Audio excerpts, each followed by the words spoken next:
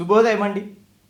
గత వారం అంకంలో యువరాణి గారి పెళ్ళి అనుకున్న విధంగానే అంగరంగ వైభవంగా జరిగింది. ఆ పనుల్లో సహకరించిన వాళ్ళందరికీ రాజుగారు ఒక సభ ఏర్పాటు చేసి అభినందన తెలుపుతూ ఉచిత రీతిన అందరినీ సన్మానించి చివరిగా ఒక ప్రశ్న అడుగుతాడు. తుంపరగా వర్షం పడిన రోజు పని చేయడానికి ఎవరూ రాలేదు, కానీ పెద్దగా వర్షం పడిన రోజు మాత్రం ఒక్కరు కూడా ఆగకుండా అందరూ పని పూర్తి చేశారు. తర్వాత రోజుల్లో కూడా అందరినీ గమనించినట్లయితే ఉత్సాహంగా, ఎంతో ఆనందంగా కొత్త శక్తులన్నీ కూడా తీసుకొని పనిచేసినట్టు అనిపించింది. మరి ఎందుకు ఈ తేడా అని రాజుగారు ప్రశ్నిస్తాడు. అప్పుడు అందరి నోట ఒకటే మాట, మహారాజా, తుంపరగా వర్షం పడిన రోజు వరకు యువరాణి గారి పెళ్ళి మన కూతురు పెళ్ళి అని అనుకొని అందరూ చేశాం. తర్వాత ఒక సభ ఏర్పాటు చేసి తుంపరగా వర్షం పడిన రోజు పనికి ఎవరూ రాకపోవడానికి కారణం ఏంటి అని తెలుసుకొని మరుసటి రోజు నుంచి యువరాణి గారి పెళ్ళి నా కూతురు పెళ్ళి అని అనుకొని చేయండి అని మీరు సెలవిస్తారు.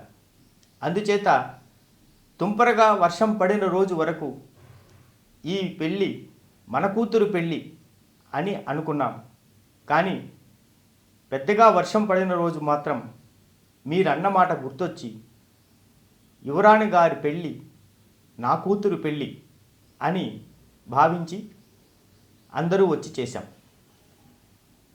మన కూతురు పెళ్ళి అనుకున్నప్పుడు ఎవరికి వాళ్ళు ఈ ఒక్కరోజు నేను పోకపోతే ఏమవుతుంది, మిగిలిన వాళ్ళు ఉన్నారు కదా, వాళ్ళు చేస్తారులే అని అనుకున్నాం. కానీ నా కూతురు పెళ్ళి అని అనుకున్న రోజు మాత్రం అరే, నా కూతురు పెళ్ళి నేనే చేయకపోతే ఎలా, నేనే కష్టపడిపోతే ఎలా అని అనుకొని ప్రతి ఒక్కరూ ఎంతో ఉత్సాహంగా, శక్తివంచన లేకుండా పనులన్నీ పూర్తి చేశాం అని వాళ్ళందరూ ఒకే విధంగా సమాధానం చెప్తారు.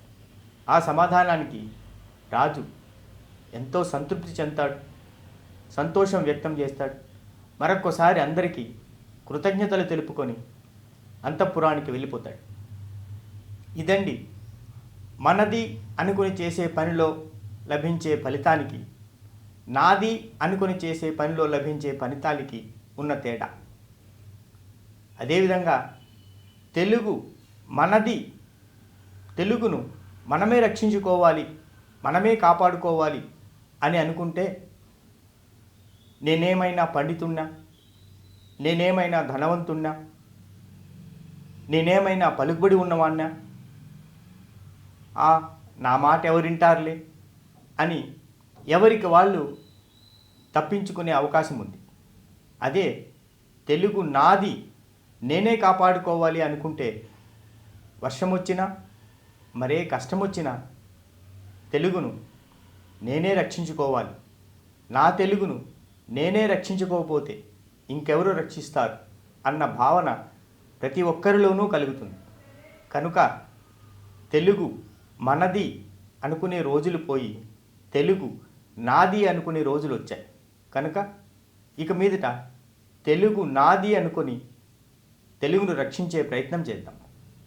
కొన్ని లక్షల పదాలున్న తెలుగు భాషను ఎక్కడి నుంచి ప్రారంభించాలి, ఈ ప్రక్షాళన ఎక్కడి నుంచి, ఏ పదము నుంచి ప్రారంభించాలి అన్న విషయాన్ని మరొక అంకంలో మరొక రోజు మాట్లాడుకుందాం.